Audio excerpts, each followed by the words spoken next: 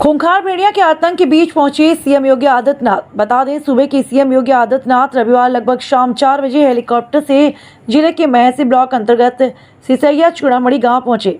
CM ने भेड़िया के हमले में पीड़ित परिजनों से मुलाकात की, साथ ही जिला प्रशासन से बेहतर इलाज के बारे में जानकारी ली। इसके बाद उन्होंने कहा कि घटना दुखद है, इस पर अंकुश लगाने के लिए हर संभव उपाय किए जा रहे हैं। मुख्यमंत्री का हेलीकॉप्टर महेसी तहसील क्षेत्र के ग्राम पंचायत सिसैया चूड़ामणि गांव में लगभग 4 बजे उतरा। इस दौरान उन्होंने सभा स्थल पर भेड़िए के हमले में घायल लोगों से मुलाकात की। इसके बाद हमले में दम तोड़ने वाले लोगों के परिजनों से वार्ता कर सांत्वना दी।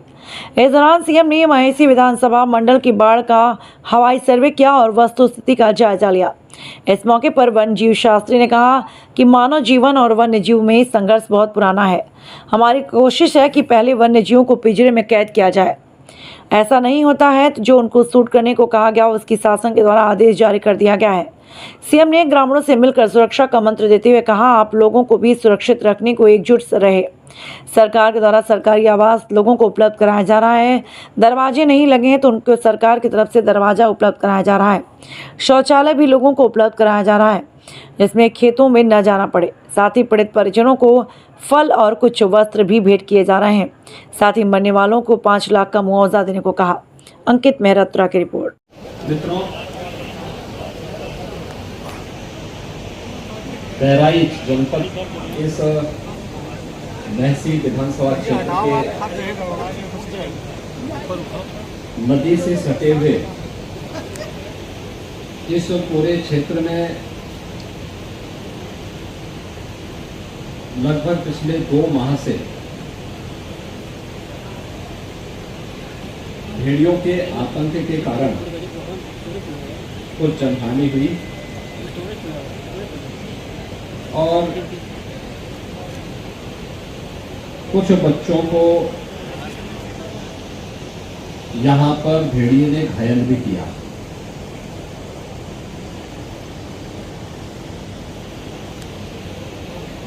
यहां की सूचना के बारे में जब पहली बार यहां के जनप्रतिनिधियों ने मुझे अवगत कराया था तो मैंने प्रशासन को इसके बारे में एक अभियान चलाने के लिए तत्काल निर्देश दिया था।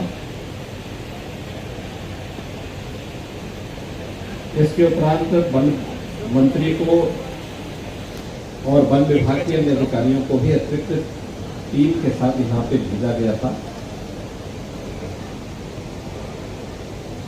पिछले 2 महीने में इस क्षेत्र में 8 जनहानि देखने को मिली, जो 20 से 25 किलोमीटर के दायरे में ये हुआ है। यहाँ पे जो रेस्क्यू किया गया है इसमें 5 भेड़िए अब तक रेस्क्यू किए गए हैं और एक अभी ऐसा है जो पकड़ा नहीं गया है। ये चीजें देखी गई हैं कि जो अचानक इस सीजन में उन क्षेत्रों में जो जंगली जानवरों की जिससे संवेदनशील होता है, इस प्रकार की घटनाएं अक्सर प्रकाश में आती है जब जिन क्षेत्रों में ये जंगली जानवर रहते हैं वहां पर पानी घुस आता है। तो ये अन्य स्थलों की ओर प्रस्थान करते हैं और शिकार की तलाश में कभी कभी यह मानव बस्ती के नजदीक आते हैं। तो मानव बस्ती के नजदीक जहां भी इसे आसान शिकार मिलता है तो वहां पर ये हमले देखने को मिलते हैं। इस बार भी जब सरयू नदी में पानी बढ़ा और उसके पूरे क्षेत्र में जल जमाव की स्थिति ये जुलाई प्रथम सप्ताह में ही हो गई थी और 17 जुलाई को पहली घटना यहाँ देखने को मिली थी जब 1 वर्ष के बच्चे को भेड़िए ने उठा करके अपना शिकार बना लिया था। इसके उपरांत ये लगातार चलता रहा। जब उससे था कि वो एक गांव में बार बार हमला नहीं करता है, अलग अलग गांवों को उसने निशाना बनाया और हमले का दायरा भी एक गैप रहा है 4 से 5 दिन का। 1 सितंबर को अंतिम घटना घटित हुई थी। हमले की भी शिकायत नहीं है क्योंकि 5 भेड़िए अब तक रेस्क्यू किए जा चुके हैं। इसके अलावा यहाँ पर एक के लिए हमारी यहाँ पर 165 की टीम वन विभाग की यहाँ पर है, जो उन्हें हर प्रकार से पहली प्राथमिकता है कि भेड़िए को रेस्क्यू किया जाए।